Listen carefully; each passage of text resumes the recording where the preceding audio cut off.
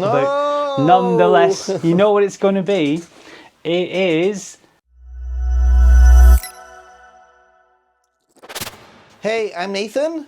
Hey, I'm Alan, and we are And we are the the J-Cast. J-Cast. We'll get it. Eventually, we we'll get were it slightly right. better this time, I think. Slightly better than last time. I think so. Every single time, slight improvement. So, thanks everybody. Yeah. Thanks for joining our second podcast. This is episode number 2 of the J-Cast. Whoop whoop, number 2.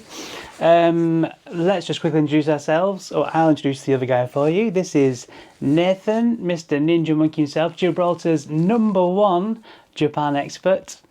And I'm Alan. So, do you want to do me? You do me, Nathan. It's fine. We have Alan here, also from Japanese Japan on Facebook. Check him out. And we're going to be talking Japan-related everything. So, Yep. What do we have on the card today, Alan? Well, unsurprisingly, we've got Japan, Nathan. Well, suspend your disbelief. We're actually going to talk about Japan for a change. Me and you both being long-time travellers to the land of the rising sun. But yeah, I think there's a few topics we should discuss, and then we've got some questions at the end from our previous stream, so we'll try and get those in as well. Thanks for asking. Thanks for putting those questions below, guys. Very much appreciated. So first topic, Nathan, a topic that we're not going to like talking about, but a topic we're going to have to talk about nonetheless. You know what it's going to be. It is some nuisance streamers. No, the pain. The terrible pain. So Nuisance streamers, really, Well- ultimately, are they even a nuisance, to be honest? They're nuisance streamers, but are they even a big deal? Are they even important? I don't think they're really doing much to dent the reputation of anything. The only people that care about nuisance streamers are non-streamers most of the time, I think. In the comment section. yeah, that's quite true. But what I think we're seeing at the moment in time is a rise in these nuisance streamers. The people who don't care about Japan's customs, the peaceful nature of Japan and things like that itself. And it's something I think you should discuss anyway, because you stream in Japan, don't you, when you're in Japan? I stream when I'm in Japan. I do. So, but we are the respectful streamers. But I'm worried that we're being tarred with the same brush effectively. We're going to be thought of in the same way as these nuisance streamers, and in the near future there'll be some. I completely disagree. I honestly think, I used to think that like this. I used to think I was worried that there were nuisance streamers and they were damaging the reputation of other streamers and other content creators in Japan. But what I've come to realize is that nobody cares, and that in Japan nobody talks about these nuisance streamers. The only people that talk about nuisance streamers most of the time are us Westerners and people who basically watch YouTube. But this is not really super covered. I don't think it's super covered anyway. So they are annoying. Very much. They so. are a nuisance.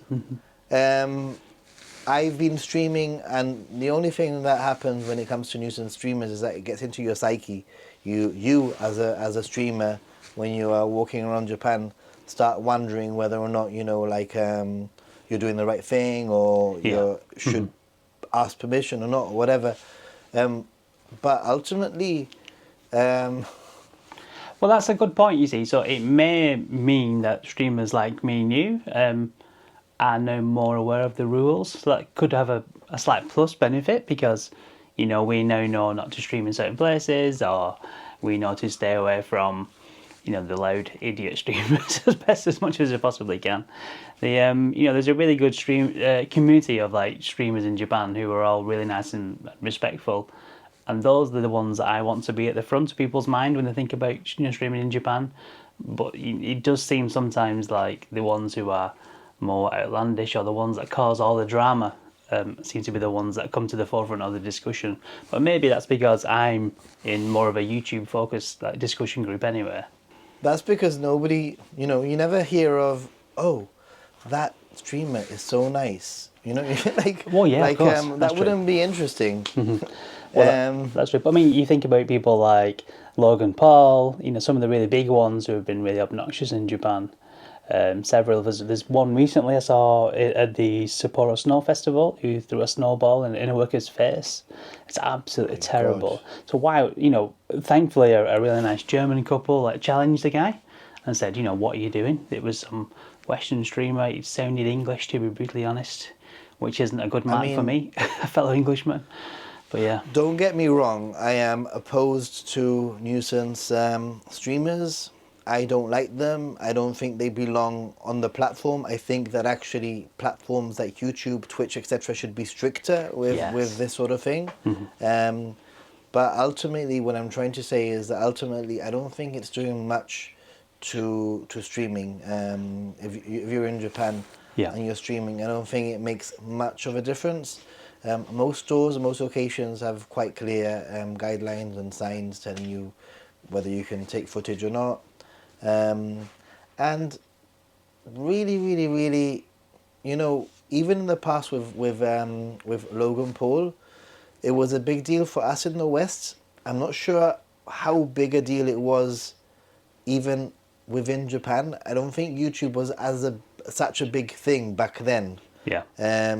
Now YouTube is big in Japan. Now I can say YouTube is quite a big thing in Japan. But I remember back then with the whole Logan Paul thing, YouTube wasn't as established. Had it been now, it would have been, I think, maybe such a big content creator doing what he did might have made it into even more headlines in Japan. Yeah. But I know that we're all thinking of the #1 nuisance streamer that we don't want to say. We're not going to say his name, but there's we more are, and more Johnny turning Somali, up. because he's a freaking idiot. And everybody knows his name, and we're here pretending that we shouldn't say his name. Yeah, I suppose people already know who he is. Yeah, he's infamous in his stupidity. There you go. but there's more and more turning up. That seems to be the problem, though. Every time I look on Facebook or in all the Japan groups that are on there, because I'm on there quite a lot, or some of the Japan's discussion forums that I'm in, there's yet again another nuisance annoying streamer doing something stupid on a bullet train, or doing something, throwing snowballs in workers' faces The thing for some is, strange reason. ultimately, the thing is that ultimately there are nuisance people, full stop. Indeed. Put aside the streaming, these nuisance streamers are probably very annoying and doing the crappy thing that they do online, but there's gonna be a lot of nuisance tourists that nobody talks about just because it's not on on social media. Yeah. So what's the difference really ultimately? Well, that's a good point. I mean, I suppose the streamers are automatically broadcasting their stupidity to an international audience, so people can see that straight away. But tourists aren't. That's it.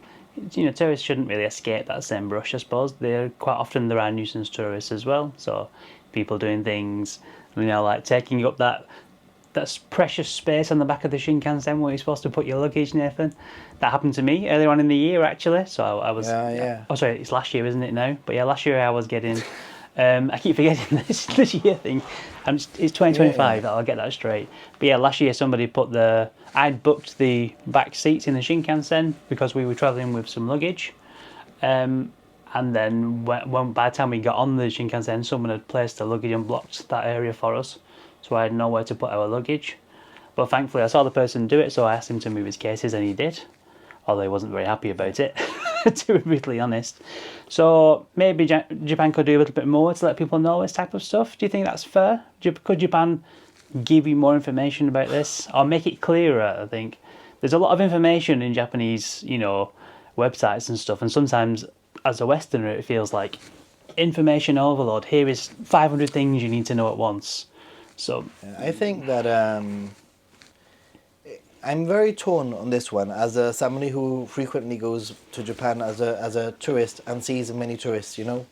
I'm very torn because I think that my #1 rule is look around you and do as others do.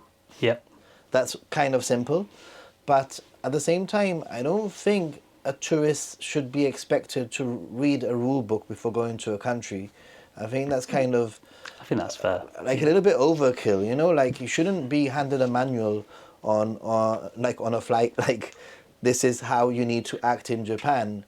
But you should most certainly look around you and see what the norm is where you are. Use your common sense. So sometimes tourists make mistakes. Sometimes tourists don't know and don't realize, and we do because we are we follow Japan stuff and we know what the rules are quite well. But sometimes we do need to give tourists a pass. I think also. It's sort of like an evolving thought of mine. It's my opinion is changing every now and then. I have sometimes explained to tourists stuff, and they have been completely clueless. They have not known. Yeah. And I think if you don't know, if you're clueless, and then you are sort of like informed or told about it, then depends on your reaction. If your reaction is like, "Oh, I didn't know. I'm so sorry. Now I know," then that's great. But if your reaction is like, "What?" Yeah, then like so what type of thing. Yeah, so I'm just going to carry on. That's not what you want, is it? You want people to be, "Oh, I'm sorry, I didn't realise. I will change. I'll move my luggage from that Shinkansen spot, or I will land the drone." I think a lot of people don't understand about drone licenses and stuff in Japan. So there's a lot of different things I suppose we can teach. Tourists who are going to Japan. So one of the main things they can do is follow you, Nathan. That's always a good idea. So you've got your YouTube channel, don't you, there, Mr. Ninja Monkey, and you're a tourist. You're from the angle of a tourist, aren't you? So do you want to talk about your channel just quickly?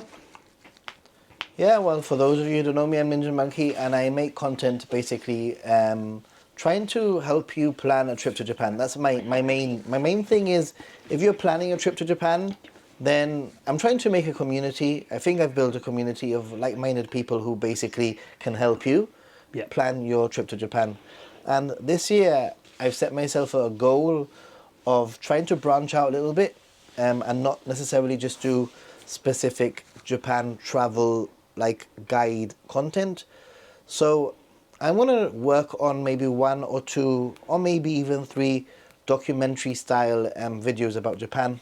Cultural videos Nice. that will still be interesting. I'm working on one now, secret project. Ooh, so you heard it here first, guys. You heard it here first. That sounds like a lot of fun, Nathan. And I suppose me and you, when we create content for Japan, we do that from a different lens, don't we? So your content is focused around the tourists and what it's like, what the tourist experience is, and mine's more like Japan inspiration type thing. These are the places that I've been to. These are the photos I've taken. If you want a slice of Japan, on your profile or whatever every single day, this is the type of thing that I do. So we kind of work in different ways, though, don't we? We don't overlap completely, I think. This I've just come from Japan. I'm actually very jet lagged. Well, that was the next topic. Actually, we were going to talk about your recent trip. If that's okay. Go for it. So great segue in there. You did really well. So. And you know what? I'm glad you've asked, Nathan. So obviously you've just come back from Japan in the last week or so. Is that right? So do you want to tell us a bit about your trip? I mean, any highlights or any troubles on your trip at all? So let us know. I'll actually. I've had a really good trip. I stayed with Japanese family friends in Tokyo, which was a new experience for me, staying in a Japanese home, and it was quite a fantastic one. I really felt at home and really enjoy the company of just hanging out with them. Yeah. I took things quite easy. I've just been recovering from being quite sick, so I took things quite easily. But I think that one of my highlights was there's a few highlights actually. Number one, I met up with my friend Oriental Pearl, and we went to a town called Oizumi, right, which is a town about 2.5 hours away from Tokyo, which has the highest population of immigrants in the whole of Japan, where 20% of them are either Brazilian, Bolivian, or Peruvian.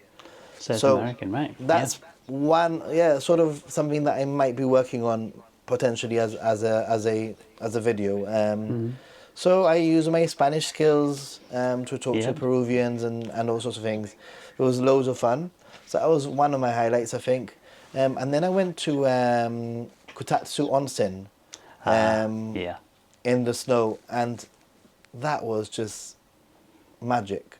Serious magic. Well, I suppose it's worthwhile pointing out, obviously we're recording this now in February, so for anybody watching this in the future, it was winter time when Nathan went to Japan, so onsens in the snow are quite a magical thing, so I'm glad you had a really good time there, Nathan. Would you recommend everybody else going to Kotatsu Onsen? 100%, especially in the snow, 100%. Yeah. In the past, I've actually tried to go to Kotatsu Onsen numerous times from Tokyo, and it's not exactly difficult to get there. The problem is that it is like a 2.5 or 3 hour trip getting there. Sure. And the problem is the timing. You know, you might be able to get there quite easily, but then there's limited trains to return. So in the past, I remember looking at my schedule and saying, okay, I can get the 8 a.m. train, which will get me there for 11 or whatever. But I would have to get the 2 p.m. train back. So then Because, very you know, limited time there, yeah. It didn't work out. That's quite So lucky for me, Sorry, go on. You I go. was actually driven. So You did really well then. That's quite a good point though. A lot of onsens, because you know of where they're built, you know, sometimes in mountainous regions, and some are, you know, quite remote. A lot of them offer like shuttles from nearby train stations and things like that. But the remoteness is something that is quite cool with onsens. You know, it's a really nice place just to be out in the mountains in the middle of nowhere. But that has its challenges in terms of getting there and then coming back. So you have to plan that part, that awkwardness. You know, you have to plan for that as well as part of your journey there. it's very much worth it. I mean, to be honest, just stay the night if you can. Stay the night. The onsen area is really nice. I've got some footage. I'll be putting up a vlog or something at some point. Sure. About the whole experience. It was really pretty cool, to be honest. Well, that sounds absolutely fantastic, Nathan. I'm really looking forward to hopefully visiting an onsen myself later on in the year. So we've got, as I said, it's February now. We've got a big trip planned in April for Japan to see the cherry blossoms, and we're going to chase the cherry blossoms from south to north across Japan, up into Tohoku and places like Aomori. So that's some good stuff that happened on your journey. Did you have any troubles or any trials or tribulations during your stay? Yeah, I had one interesting thing happened to me on this specific trip. All my trips sort of merge into one, so I have to remember that it's just one trip. But seriously, so one of the things that happened to me, it's not a big deal, but it's something that makes you realize that there are even Japanese people. And I'm assuming that this person was Japanese, by the way, because I was in Japan. Yeah. But I was walking in Tokyo, and I was walking on the right-hand side, where perhaps I shouldn't have been walking, to be honest, maybe, against a wall, or against, in the street. And this Japanese guy walks towards me, and I'm sort of in his way, but not on purpose. And he shoves me out of the way, completely. The shoulder badge, completely shoves, guys. Yeah, shoulder sort of thing. Now,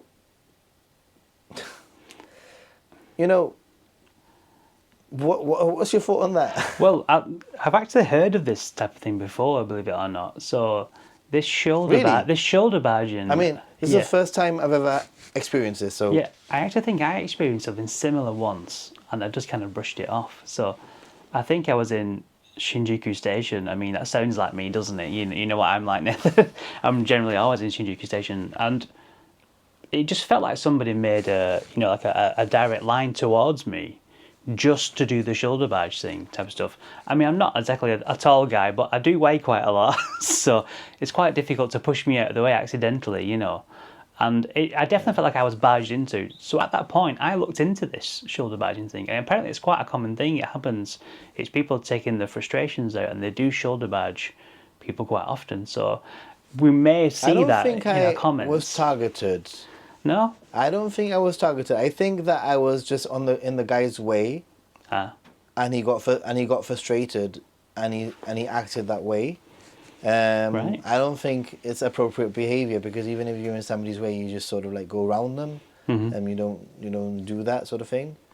But Yeah. Well, I especially didn't in feel Tokyo. targeted. Well, I mean, in Tokyo, you know, you invariably in someone's way at some point, aren't you, during the day, getting on and off a train, going through a busy station and just trying to get through a busy touristy part of something. There's people always crossing paths and intersecting. So day-to-day life, it feels like people are used to just, you know, slightly dodging or darting around somebody else. He's kind of, oh, sorry, I'll just kind of just walk around you type of thing. So that's common practice quite a lot in Tokyo. So for somebody to specifically, you know, or for somebody to barge into you, you know, quite forcefully, it seems quite odd. Yeah, I mean, like you said, it can be very packed in Tokyo, and you know, it's easy to accidentally hit somebody, but you know when you've been shoved on purpose, Yeah. for sure, you know.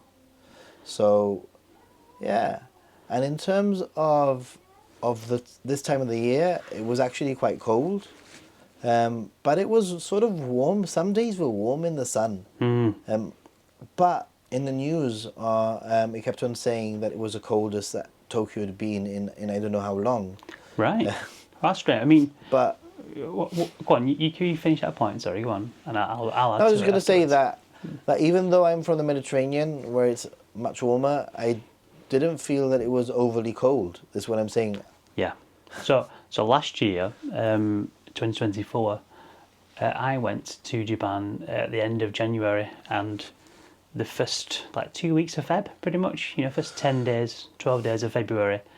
And I mean, I'm from a wet and windy hill in the northwest of England where it's either raining or in the summer the hill's on fire. Thanks for that, government. But yeah, so it's quite interesting. For me, it felt really mild in Tokyo. It didn't feel cold at all. In some days, I just went out with a light jacket, and I didn't need a big coat as well. So it was I mean, maybe it's a Tokyo thing, you know, there's lots of high-rise buildings, so the winds can't whip through that much. I don't really know, but it didn't feel that bad at all, and I really liked my time there in February. And there wasn't a lot of tourists as well. It was quieter, it felt like, for me. Yeah, I mean, there's actually also like on this trip, I experienced something a little bit different with tax free, which is quite Ooh, interesting because yeah. I've done a lot of tax free shopping in Japan, and they usually no, in my experience, they've always deducted the money straight away from the purchase. Yep, Have you had that as you're experience? buying at the special counter, As there you're and buying then. it. Yep. So this time I bought myself a rain jacket. I'm already thinking ahead for spring. Yep. Where it can be rainy in spring. People underestimate the fact that in spring it can be rainy. Apart from that, you know, I'll be going back to Japan in July and August, where it can also potentially be rainy. Yep. So I wanted to get myself a good rain jacket. The yen is quite weak, etc., etc. And I did the whole tax-free thing, but I paid the full price.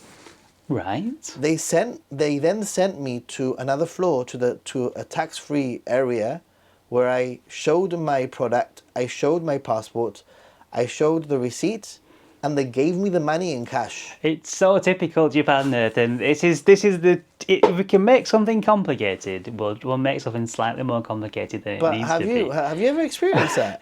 No, That so way of no, tax-free? so I did I mean, something- I got the money in cash. I was like, what? Yeah, thanks for that, guys. Cashless society on its way, Japan. So generally, not no. I bought myself a large coat last year, similar to what you're saying. Just in Tokyo, I bought myself quite a nice coat. It was quite expensive, so I did tax free as well. But what I had to do is I had to go to a specific counter in the store, which was the tax-free counter type of thing. So I couldn't. I mean, that's kind of normal, yeah. Yeah. So I couldn't pay for it on the floor I was on. They said no, if it's tax-free, you know, the first floor, you have to go down to the first floor type of thing. Or it's on a different floor, whatever. You know, But they deducted it straight away, right? From yeah, your... yeah, that's the thing. So when I paid, yeah. it was like, oh yeah, it's 20,000 yen, but here is actually it only costs you 18,000 yen or something else, whatever it was. So I was only charged 18,000 yen, not some strange cashback thing. I mean, so that's a bit apart odd. from that, Alan, the guy that sold me the jacket he said to me, "Do you have a 5% tourist discount?" And I'm like, "What? Oh, what's that? Yeah. Do you exactly what's that? What's that?" And I said, "Obviously, I don't know what you're talking about." And he's, wait a minute," and he just disappeared. Yeah. And 5 minutes later, he came back with a little voucher to give me a 5% discount. Oh wow, on that's the fantastic. purchase. So he actually went and got so I got the 5% discount, and then I got the money back from the VAT, from the tax. It Yeah. wasn't the end of the world. It was just threw me off because I've traveled so much in Japan and I've done so much tax free that I've never experienced getting the money back. No, I've never, And there I've never was seen that a either. woman in front of me, and she was completely confused. Yeah. I mean, at least I sort of understood what was going on. Well, you just accept it. I mean, you're giving me cash back, so I will accept the cash, please. Thanks very much. Exactly. I'll argue about it afterwards. On the note of tax free, I'd love to know your thoughts on something, and that is that sometime next year, Japan is planning on changing the method of tax free. The QR code stuff. Yeah. Well, not just a QR code stuff, but it's planning to do tax free on when you leave the country, is when you get your refund, rather than instant tax free. And the argument is that there's a lot of fraud and people reselling stuff in Japan, and it's basically to try to stop that. Yeah. Well, Now, that's fair. Yeah. But well, I mean, if you want my opinion on it, it depends how they actually how they do this. So I don't know how they're going to do it. That's the issue. So this type of thing is it's a balancing act, isn't it? It's a balancing act between stopping fraud, which is the right thing to do, obviously, but then making sure people do get the discounts that they deserve. You know, that's part and parcel of why people go to Japan, for these discounts. I know this camera that we're talking on now is quite an expensive camera, but if I was to buy it in Japan, there'd be quite a decent discount on it because of things like that. So, yeah. as long as they do it well, I don't see it's too bad. But if it's going to be like a queue at the airport or something, it's going to be an absolute nightmare. So I don't know how they're planning on implementing that's it. one issue. Yeah. I think that's one issue. The whole, what's the queue, the exit at the airport, etc. But my main issue is I actually worry that it's going to hurt the Japanese economy, because I don't know about you, but if I am making a saving of 10,000 yen, if I am making a saving of 10,000 yen in that very moment, then that 10,000 yen I'm likely going to spend in Japan. Oh, that's a great point. Because, yeah, absolutely. because I have that 10,000 yen instantly to spend on something else. Yeah. But if I then don't get that money until I leave the country, I'm not going to spend that 10,000 yen in Japan. I'm going to spend it somewhere else. Probably at home more often than not. That's a very good point. Exactly. So maybe the cash version now works really well. Given it, here's some cash to spend whilst you're in Japan. That's what I mean. That's what I mean. Yeah. That's I mean, and I was having a conversation with some friends about this, some Japanese friends, and they were very Japanese, and they were saying like, those are the rules, and if those are the rules, then those are the rules. Yeah. And basically, which is fine. And the rules should be able to be followed, but you can question the rules and say, are they the right thing to do? Yeah. I mean, my argument is, and I'd love to see if we can even figure this out, is the amount of money that Japan is losing as a result of fraud and reselling right now. And there is a statistic somewhere, I did read it, and I've covered it before in an update. So the amount of money that Japan is actually losing out on as a result of fraud and reselling, I wonder if when they change the system, that money won't be spent anymore. That won't be spent in Japan will be more than the money that they lose out from fraud and reselling, if that makes any sense, I just said. That makes a lot of sense. So as a foreigner who would buy something, so for example me, if I was to buy an expensive camera like this, it would be very hard for me to resell this. It'd be easy for me to get the discount, that's fine. So here is your discount. At the moment it's cash, as you've just said, or a discounted actual, a cheaper price to pay at the till. So for me, I would spend the money. in Japan, and then Japan would get all the benefit. You know, something has enticed me to come to Japan, which isn't just a discount in all fairness for me, but it could be for some people. And I've spent the remaining money that I've saved in Japan as well, so everything's good for Japan. If I wanted to sell this camera in Japan, I think that would be quite difficult. Although I've never actually tried to sell, you know, goods in Japan. I, mean, I don't have like eBay. At the end of the day, Japanese there are eBay, going to be a lot of tourists that there might be a lot of tourists that go back and forth very often. Yeah. And that actually brings me to another point that I wanted to make, and that is that this time round I was actually questioned by customs. Yeah. So that was an interesting experience. Mm-hmm. When I got into the country, they pulled me to one side, and they asked me they basically asked me like, when was the last time you came to Japan? And I was like, did you say, okay, 6 weeks ago, guys? You have my passport. The stamp is there. Yeah, you're reading it, you know. So it was December, and then the customs officer says, "Oh, so have you ever lived in Japan?" Yeah. And I'm like, "No, I've never lived in Japan." And then he asked me something in Japanese, and I just said, "Nihongo skoshi hanashimasu." I only understand a little bit of Japanese. And then he says to me, "Why can you speak Japanese if you've never lived in Japan?" Yeah. Right? Mm-hmm. And I'm like, I haven't, you know, I don't speak Japanese. I just know very little Japanese. Yeah. And then he says, "Why do you come to Japan so often? You know, why do you come to Japan so often?" And I said to the guy, I love Japan.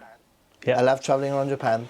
Plus, my country and your country have an agreement where I can actually travel to Japan as a tourist, visa-free, for up to 90 days without any issues. So that's the agreement between my country and your country, and I'm using that agreement.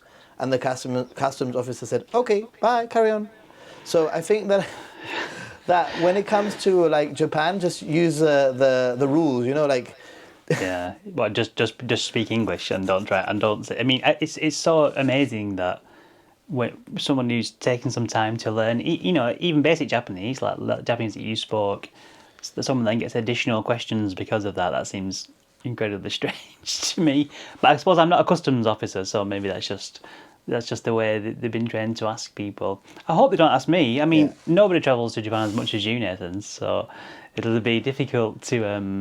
I mean, it's only the second time in 10, 11 years. It happened to me previously, but it was like basically like, what are you doing in Japan? I'm a tourist. Okay, but this time it was quite a lot of questioning.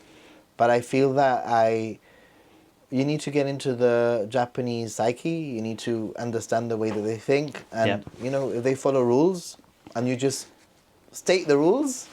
I'm allowed to be here. Yeah. Well, I mean, luckily, me and you, obviously, we're both from the UK, aren't we? The umbrella of the UK, although very different parts of it.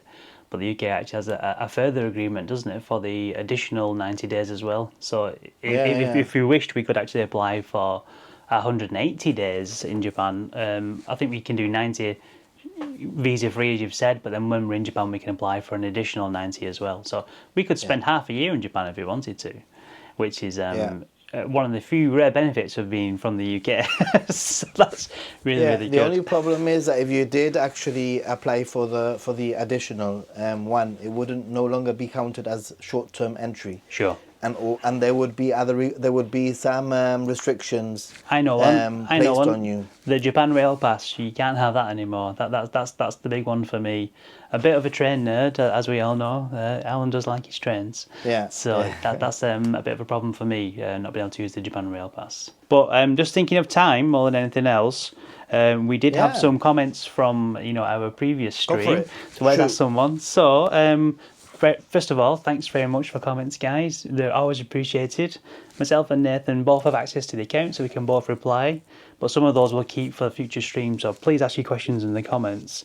So we have Jesse Snyder. So Jesse asks, first he says, "Loved it, guys." Thanks, Jesse. Love you too. But he has a question. So what are your all-time favourite experiences in Japan? So, question to you, Nathan. I mean, I have one already because obviously I already knew the question. So I can do mine if you wish, or did you want to go first? You go. What I think. Good. Yeah, sometime let's mull it over for a moment. So, I think Nathan may say the same thing, but obviously we both I incredibly enjoy traveling to Japan, and I'm probably going to keep going there for the rest of my life as far as I'm aware, because I always have a fantastic experience every time I go. I always have something new and interesting. But for me, one of the standout experiences is in 2023, I went to Japan during cherry blossom time with my family, so me, my wife, and my 2 children. And because of you, Mr. Nathan, Mr. Ninja Monkey, I asked him for some top tips on what to do in Kyoto. And Nathan suggested going to a place called the Philosopher's Path in Kyoto. So for those who don't know, that's like an ancient path in Kyoto from one UNESCO World Heritage Site, which is it Kinkakuji, the Silver Pavilion? And then it goes all the way to another UNESCO Heritage Site, and it's like a walk along like a cherry blossom filled canal around the back streets of Kyoto, almost. And it was, when we started, the sun wasn't setting, but as we did the walk, the sun set and all the buildings were just really nice and beautiful. It was cherry blossom time. There's little kimono shops along there and all sorts of bits and bobs. It was like a really, truly like Japanese experience for us, and we just loved it. It was just absolutely fantastic. Yeah. Lots of pictures, lots of videos, of course. And it was a really special time for us. I'm glad it worked out. Yeah, well, thanks to you. Whenever you give a tip, you're always like worried, like, oh my God, am I sending them all? Because it's a little bit out of the way. It is out of the way. Am I sending them all the way up there and they're going to hate it? No, well, I think for me personally, Yeah. Believe it or not, my favorite experiences have been experiences where I've interacted with someone. Yeah. So, a few years ago, I actually ended up carrying omikochi, a shrine, and that was in a little village, fishing village. Randomly walking, they were wearing their traditional things, and they said, "Come, join in." And I sort of joined in, and they poured sake down my mouth, regardless of whether I wanted it or not. I got very drunk, and it was an incredible experience. Other than that, I have another really cool experience that I think you're going to be very jealous of. Hokusai, one of your favorite print people. Yep. Mm-hmm. So when I went to Ashikaga, there's a Hokusai print of a bridge with a tea house. Yeah. Another one. Right? Yeah, it's like up on the mountain, isn't it, on its own, the tea house? Yeah, I know up on the mountain on its own. So Ashikaga, the inn where I was staying in, arranged to open up the tea house for me, and it hadn't been opened to any foreigners before that, basically. So I went to that very specific tea house, and it was very beautiful. I mean, I can go on and on and on, but those are 2 very specific things that come to mind. Any other questions? Well, that was just one. What if I just add my second one, then, if you don't mind? So, go for it. A big part of my obsession with Japan is woodblock prints, as we've said in the past. So my favourite artist is Utagawa Kuniyoshi, which is who this is here. And last year now, again, on your recommendation, I went to a place called Kurushiki in Okayama, to the traditional historical district, and I didn't realise that they had a museum there for Kuniyoshi. So I just stumbled across this sign which had this picture on here. I was like, oh my God, it's Kuniyoshi. Maybe there's somebody selling T-shirts or something else. And there was actually a museum there, which is where they worked. So lots of the other Utagawas as well. But wow. Yeah, so I basically stumbled upon the museum of my favourite woodblock print creator whilst just walking around a random village in Japan. So I'm so excited about going there. It was absolutely fantastic. It was a traditional Japanese building that they'd converted into a museum, and all the prints were on all the walls, plus one of the originals of this actual painting there as well, which is unbelievable. Wow. So yeah, I incredibly enjoyed that type of stuff. That was really good. So that was a question from Jesse. So thanks very much, Jesse. There was one more, Nathan, as well. So just quickly, it's more about what we're going to do with this podcast going forward as well. So Shane Conroy says, great first episode. Will the podcast be available in audio form in future platforms such as Apple Podcasts or Spotify. He'd love to listen in the car. Thanks very much for asking, Shane. Well, that was your job to figure that out. I thought we rock paper scissors. Let's rock paper scissors for it now, and then whoever does it has to do the. I do the editing. You can figure that paper. out. I'm going scissors. But yeah, okay. I'll figure that out next time. I'll mark that down. But yeah, for me. I hope so. I think the answer is we hope so. Yes, absolutely. Yeah, I think. And moving forward, we'll see what happens. Maybe we could produce more than one a month, but we'll see. Yeah, I think for that to happen, we need to ensure you guys are pressing like, pressing subscribe, and everything else. But I think that's time, Nathan, don't you? I think we're pretty much there in terms of time. So, whoa, what is this? Is this a Tokyo banana? You can't just go throwing in a Tokyo banana. This isn't fair. Is that one I bought you? That somebody else got you? No, this is a real Tokyo banana. Wow, look at that. Because I would love to talk about Tokyo banana in the next podcast, just to keep you hanging there, because I might have found a new Tokyo banana that's now my favourite. It's not this one. This is just a normal Tokyo banana. A new flavour, you mean? A new flavour of Tokyo banana? That sounds like a great idea. I don't want to give away too much. Well, then that's a good start for next time. Next time, let's talk about our favourite Japanese snacks and foods and stuff as well. Looking forward to that sponsorship from Sagurako, please, guys. But yeah, it should be, that sounds like good fun to me. So then let's wrap up, Nathan.